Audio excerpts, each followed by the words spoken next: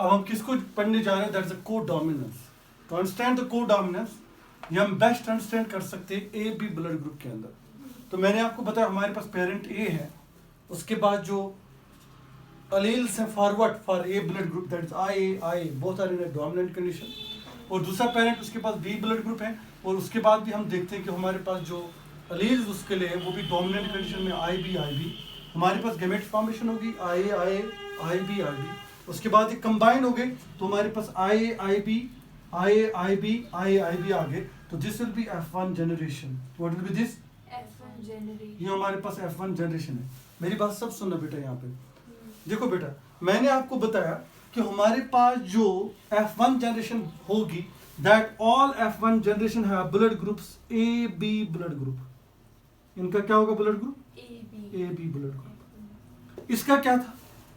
ए, इसका क्या था? बी। अब दोनों का कंबाइन होके जब हमारे पास ऑफस्प्रिंग्स आ गए, गेमेट फॉर्मेशन के बाद जो ऑफस्प्रिंग्स आ गए, तो उनके अंदर जो ब्लड ग्रुप आएगा वो क्या आएगा? A B blood group. इसका मतलब क्या हो गया? इसका मतलब ये है कि अगर हमारे पास दो पेरेंट्स कंप्लीट एक्सप्रेशन दिखाएंगे F1 जनरेशन के अंदर, उसको क्या बोलेंगे? Codominance. So if the alleles of both of the parents get expressed in F1 generation, then that phenomena is called as codominance. अब देखो दोनों पेरेंट्स के एलील्स एक्सप्रेस हो रहे हैं, इसका ए बी ब्लड ग्रुप आ रहा है and A B blood group is present, ये तो प्रेजेंट है हमारे पास। तो हमने बोला ए बी एक्सप्रेस हो रहा है, बी भी एक्सप्रेस हो रहा है।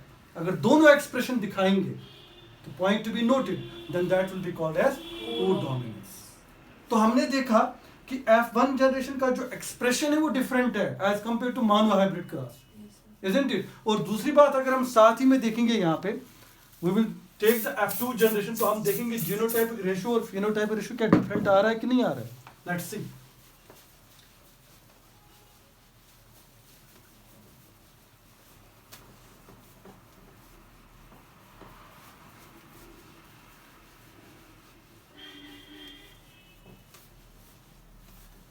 और हमने क्या किया नेक्स्ट में?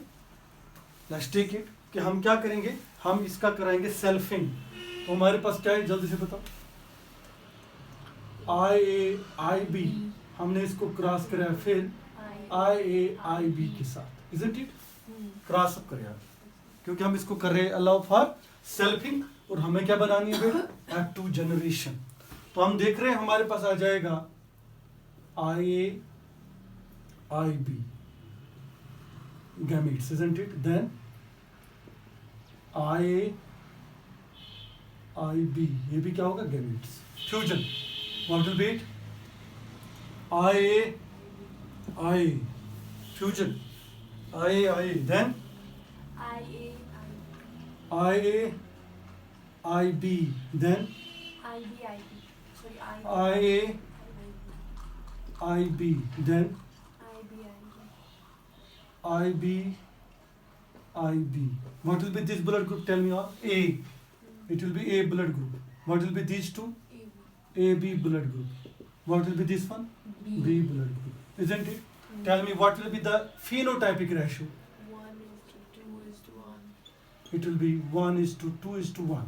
1 A blood group, 2 AB blood group, and 1 B blood group. What will be genotypic ratio? 1:2:1. It will be again 1:2:1. Isn't it? The genotypic and the phenotypic ratio are always same.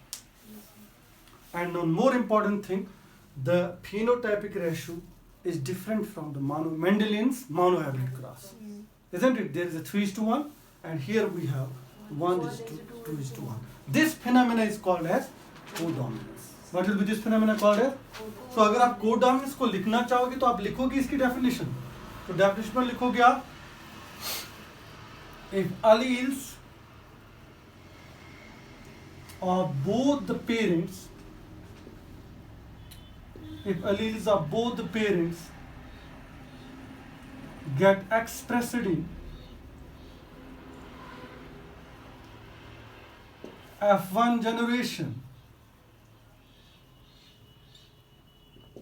if alleles of both the parents get expressed in F1 generation, phenomena is known as phenomena is known as codominance. What will be phenomena called as Codominance. Codominance बोलते हैं इसको. ठीक है, तो क्या देखा आपने intragenic में? फेनोटाइपिक जीनोटाइपिक रेशो में क्या आता है? Same. सेम आता है. ठीक है ना. और मोनोहाइब्रिड क्रॉस का और इनका जो है हमारे पास इंट्राजेनिक क्रॉस का, इनका जो हमारे पास फेनोटाइपिक रेशो था वो डिफरेंट आता है. ठीक है, ओके.